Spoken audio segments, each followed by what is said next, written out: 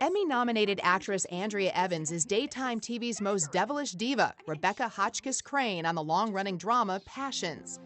He's so cold. I mean, he makes a certain vice president seem all warm and fuzzy. Behind the scenes, we got to see firsthand why fans have followed her for years. Her role as a conniving schemer never fails to entertain. Thank you, ladies.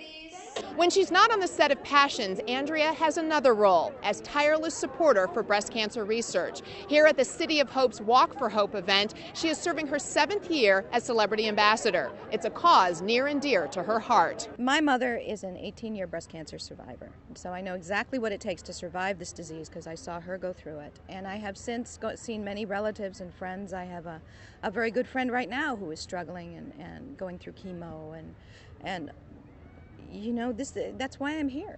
You know, this is my 7th year as celebrity ambassador for the walk. And by the way, this is my daughter, Kylie. Say hi. Hi. When her mother, Audrey, was diagnosed with breast cancer 18 years ago, Andrea decided she had to help find a cure.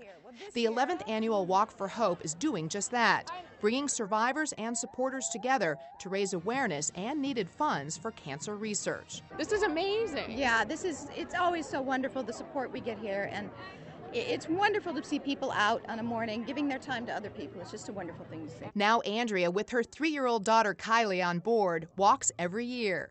She joins thousands of others across the country to support City of Hope, a leading cancer research and treatment hospital in Los Angeles. Andrea says they treat both the body and the spirit. 1 in 8 women is going to get this disease at this point. So if there's anything we can do to prevent it, to get women to check themselves so they can get better diagnosis if it does come, you know, it is so worth my time to get here and do this and to go on as many walks as I can. She's your role model. She is my role model, and every step I take honors her, so I'm happy to do it.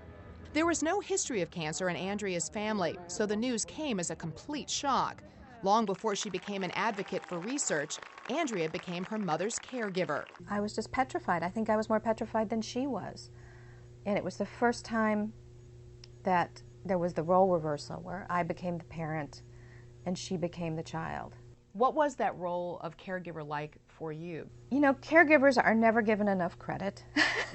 It's really difficult, and it's so difficult to see someone you love going through something like that. But at the same time, there are extreme positives, the closeness, the relationship you develop through that, and again, the seeing life from a different perspective is always a gift. It's a blessing. But Andrea says stress is often the most difficult aspect of dealing with this disease. I remember at the time when my mom was going through it, I was so worried that she would see my anxiety. So I tried so hard to cover up my anxiety and my fear so she didn't see it. I think her seeing me try to cover it up made it worse. Yeah, I think if I just allowed my feelings out more, that would have been better. Now, 18 years later, Audrey, a self-described tough old broad, relishes every time she sees her daughter cross the finish line. It's just wonderful, and I'm so proud of my daughter that she is so intent on helping. It's really great. It's very touching. Andrea says her mother's spirit and will to survive is inspiring others.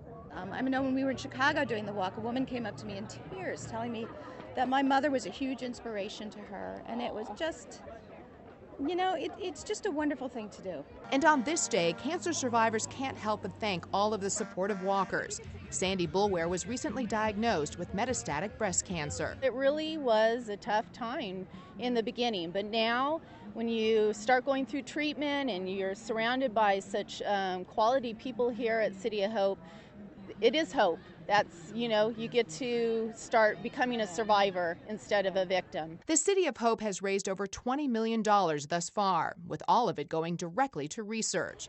Andrea says she'll be committed to as many walks as it takes to find a cure. I hope there's no need for it in 2025. I hope there's no need for it in 2008. I would love to be able to retire my celebrity ambassadorship because there's no need for it.